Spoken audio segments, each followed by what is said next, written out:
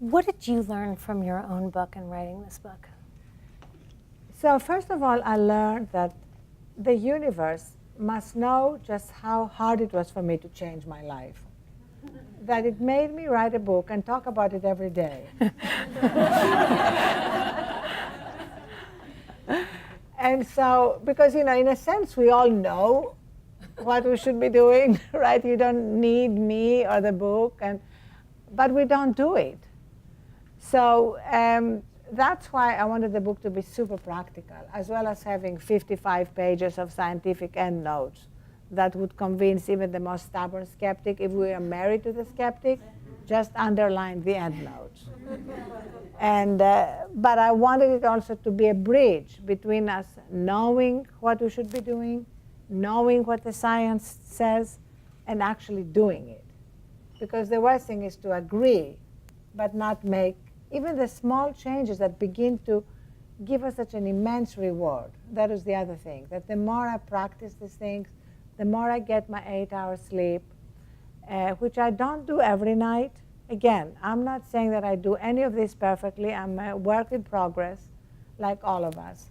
But I do it more and more. And I do it more and more, not out of discipline, but because I increasingly dislike how I am when I don't do it. It's like I don't like myself when I'm exhausted. I overreact.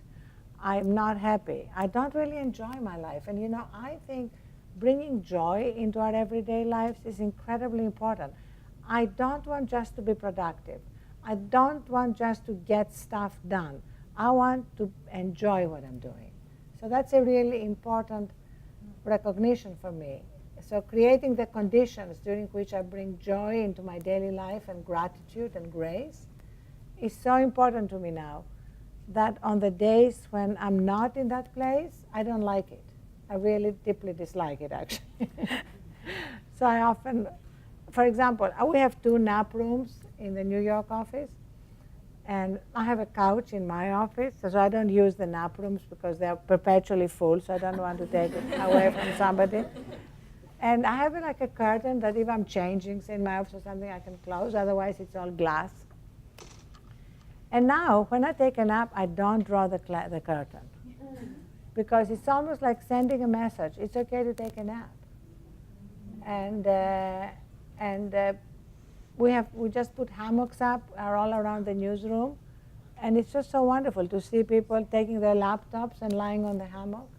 And we just instituted an email policy where we tell everyone that when they're off work, they're off email.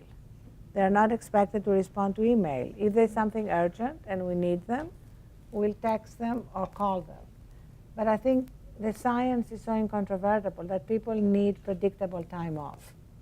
And if they're expected to answer emails, work emails at all hours, it dramatically affects their levels of stress.